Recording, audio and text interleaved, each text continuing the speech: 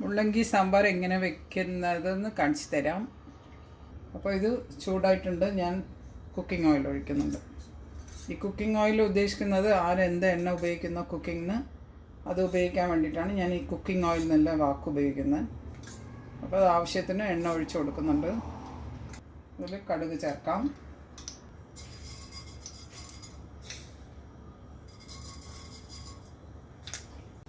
കടുക് പൊട്ടി അപ്പോൾ ഉലുവ ചേർക്കുന്നുണ്ട്. ഉലുവ ഞാൻ ഒരു മുള്ളങ്കിയാണ് എടുത്തിട്ടുള്ളത്. അതിനനുസരിച്ചിട്ടുള്ള ചേരുവകളാണ് ചേർക്കുന്നത്. പിന്നെ കായം. മുള്ളങ്കി പൊതുവെ ഗ്യാസ് എന്നാണ് പറയുന്നത്. കുറച്ച് കൂടുതൽ കായം ചേർക്കുന്നുണ്ട്. ഒരു സവാള, ഒരു മീഡിയം സൈസിന് കുറച്ച് വലുതുള്ള ഒരു സവാള ഇങ്ങനെ അരിഞ്ഞിട്ട് ഇടുന്നുണ്ട്. അതിൻ്റെ കൂടെ പച്ചമുളക് ഇടുന്നുണ്ട്. ഞാൻ 4 പച്ചമുളക് കീറിയതാണ് ഇത് ചേർക്കുന്നത്.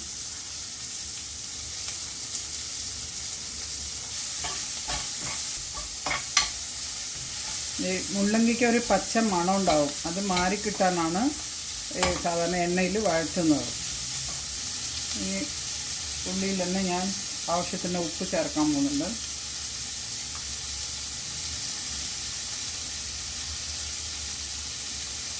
ഒരു 2 സ്പൂണോളം ചേർക്കുന്നുണ്ട്. 2 സ്പൂണിൽ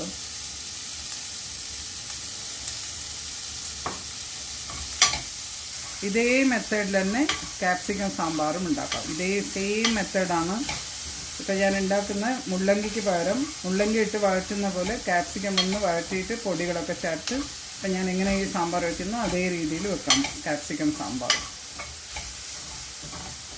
നല്ല ടേസ്റ്റുള്ള സാമ്പാറാണത്.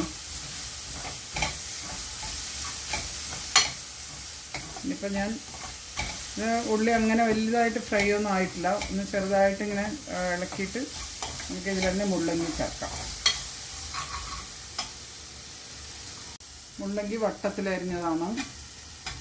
ഒരു മുള്ളങ്കിയാണ്.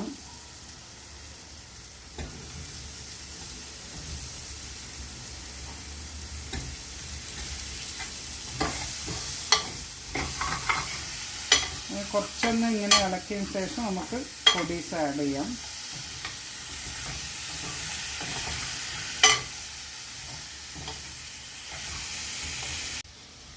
അപ്പോൾ തക്കാളി മുറിച്ചിടുന്നുണ്ട്. ഇപ്പോൾ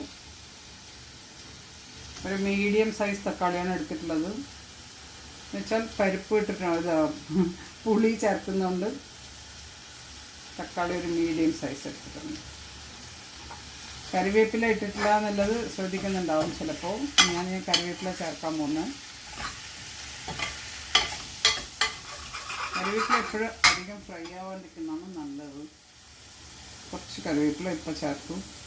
ഈ സാമ്പാർ പൊടി ചേർക്കുന്നുണ്ടെങ്കിലും ഞാൻ എൻ്റെ സാമ്പാറിൽ എപ്പോഴും മല്ലിപ്പൊടി, മുളക് പൊടി, അത് കൂടാതെ കുറച്ച് സാമ്പാർ പൊടിയാണ് എപ്പോഴും ആഡ് ചെയ്യുക. അത് പിന്നെ ഒരാളുടെയും സാമ്പാർ പൊടിക്ക് ഒരാളുടെ സൗകര്യത്തിനനുസരിച്ച് തീരുമാനിക്കാം. മല്ലിപ്പൊടി, മുളക് പൊടി ആഡ് ചെയ്യുന്നു, സാമ്പാർ പൊടി മാത്രം ഇടണം. എൻ്റെ സാമ്പാറാണെങ്കിൽ എപ്പോഴും ഞാൻ അങ്ങനെയാണ് ചേർക്കാറ്. അതിനനുസരിച്ച് ഞാൻ സാമ്പാർ പൊടിയും ചേർക്കാറുള്ളൂ. മഞ്ഞൾപ്പൊടി, പിന്നെ മല്ലിപ്പൊടി,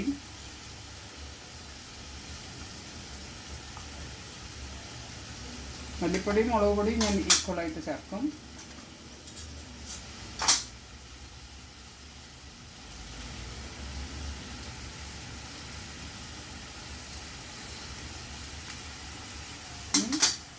ഇളക്കിയിട്ട് പിന്നെ സാമ്പാർ പൊടി ചേർക്കാം.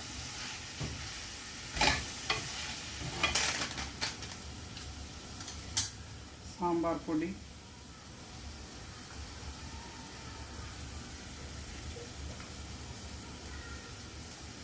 ഒരു 2 സ്പൂൺ ചേർക്കാം. ഇത് എൻ്റെ വളരെ ചെറിയ സ്പൂണാണ്.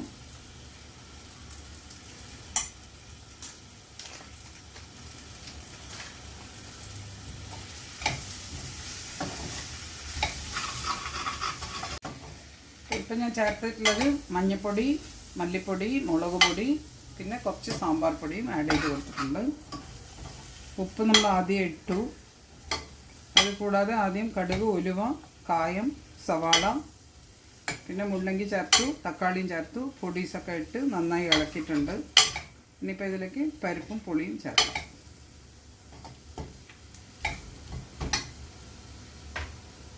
പരിപ്പ് ഞാൻ നേരത്തെ എടുത്ത് വേവിച്ച് വെച്ചിട്ടുണ്ട്.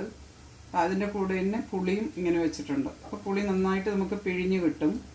ഇതിപ്പോൾ ഒരു 1/4 കപ്പ് എടുത്തിട്ടുണ്ട് ഞാൻ പരിപ്പ്. ചിലക്ക് പരിപ്പ് വളരെ കുറച്ച് മതി സാമ്പാറിൽ. അതും ഒരാളുടെ ഇഷ്ടം പോലെ തീരുമാനിക്കുക. എത്ര കഷ്ണം ഉണ്ടോ അതിനനുസരിച്ച് പരിപ്പിൻ്റെ ഇത് തീരുമാനിക്കുക.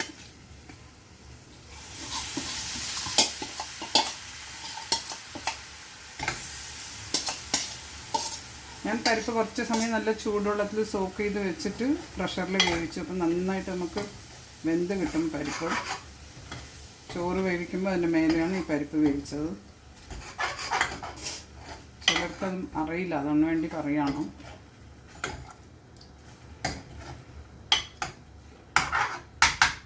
എപ്പോഴും പറയുന്ന പോലെ തിളപ്പിച്ച വെള്ളം ഒഴിച്ച് കഴുകി ഒഴിക്കുന്നുണ്ട്.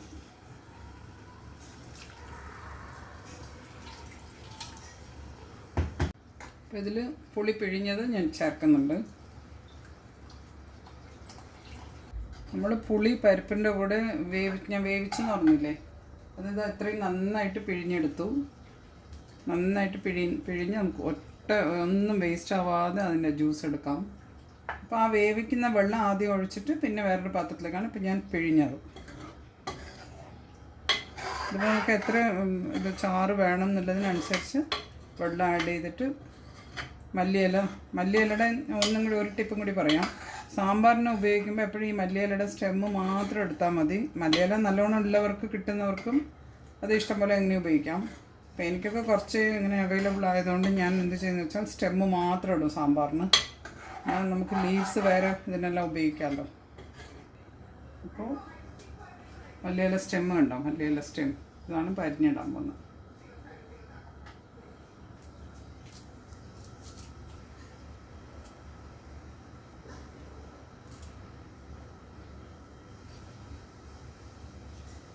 കുറച്ചും കൂടി കറിവേപ്പില ഇടാം.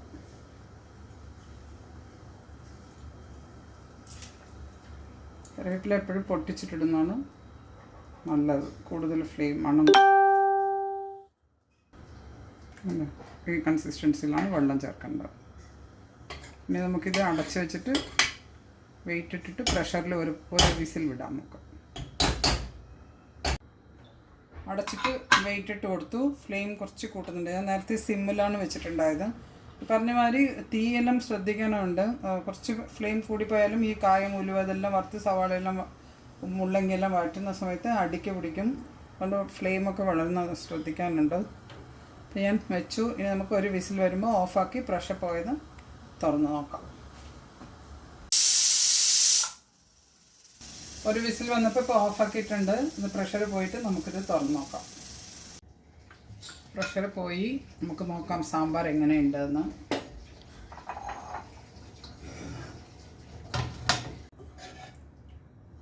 നമ്മുടെ സാമ്പാർ റെഡിയായി.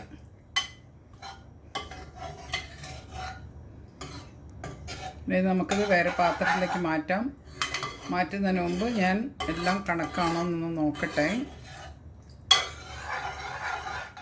അപ്പം മുള്ളങ്കി സാമ്പാർ ഉണ്ടാക്കി ഞാൻ ടേസ്റ്റ് ചെയ്തു.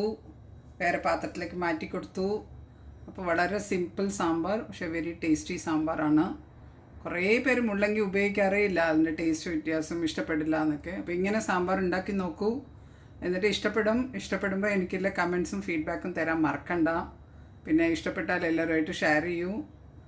എൻ്റെ ചാനൽ ആദ്യമായിട്ടാണ് കാണുന്നുണ്ടെങ്കിൽ സബ്സ്ക്രൈബ് ചെയ്യാനും മറക്കണ്ട. ഇതുപോലെ നല്ല നല്ല കറീസ് അതിൽ കാണാൻ പറ്റും. Thank you.